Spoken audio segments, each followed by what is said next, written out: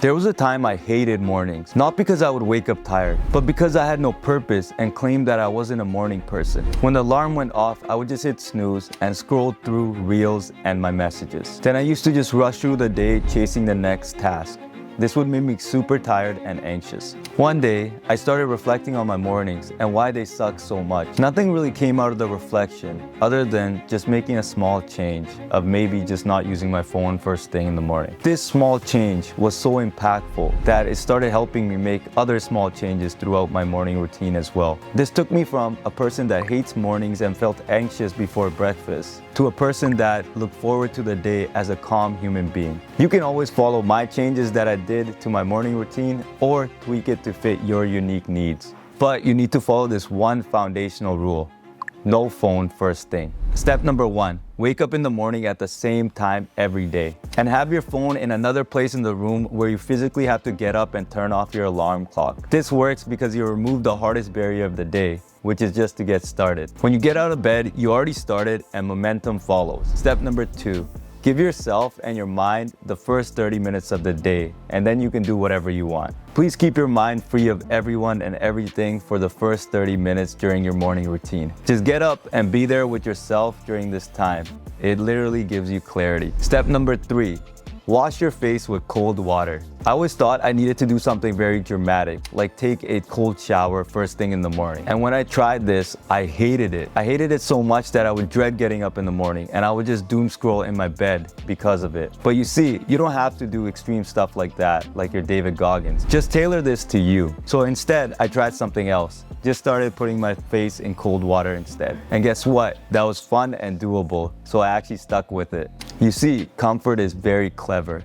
It whispers in your ear that just stay in bed for 5 more minutes. It tries to convince you that softness is self-care first thing in the morning. And I promise you, there's a time and place for self-care, but it's not first thing in the morning. That's why, put your face in cold water first thing. It literally wakes up your brain and allows you to tackle the day.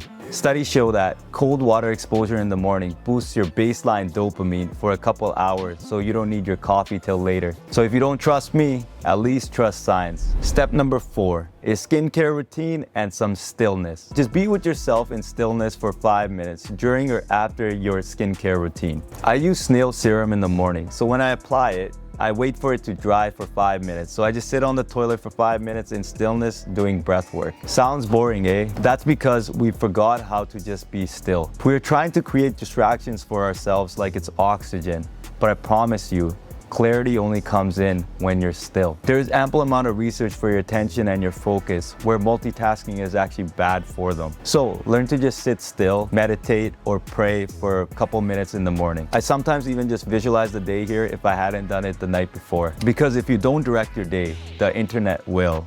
And it will leave you feeling anxious for the rest of the day. This is how you start moving through the day as a driver and not a passive passenger. So become intentional with your decisions and enter the flow state early in the day. And with your skincare routine, you're literally wiping off your day from yesterday and starting fresh. For the past year, I've had this model of looking good, feeling good, and then doing good. That's why I get weekly haircuts. Trust, it will shift your mindset towards a more productive day. Steps 5, 6, 7 don't need to be done right away. Do them once you do steps 1 to 4 and perfect a morning routine. Step 5, while you're having breakfast, just visualize your day. Your mind will subconsciously just align your behavior towards the goals you have for the day. Here you can talk about the specific plan you have for each task of the day, and this will allow you to adapt easier throughout the day. You can discuss things you are grateful for here too, just to boost your understanding of your privileges and blessings. I know you might say, who has time for that shit? Well, my friend, go and check your screen time right now. I bet you have more than 100 minutes on social media yesterday. I am sure you can give yourself less than 10% of that in the morning. Number 6, do some form of movement in the morning. For me, I'm lucky because I park quite away from my work.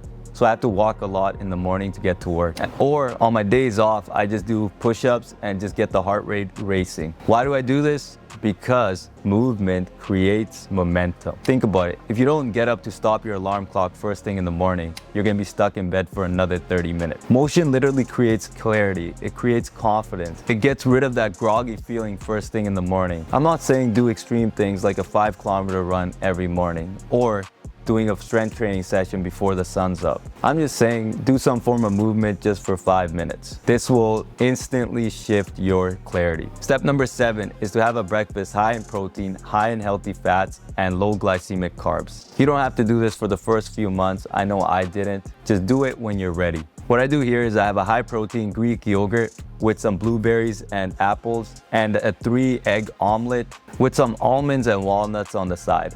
Remember, food in is energy out. So if you eat sugary cereal first thing in the morning with a glass of orange juice, you are going to have that sugar crash later in the afternoon. I literally used to do that, and I had to rely on Adderall just to stay focused in the mornings. But with the dietary changes that I made above, I don't rely on any medication no more. So I have an additional step for you as well. This is step number 8.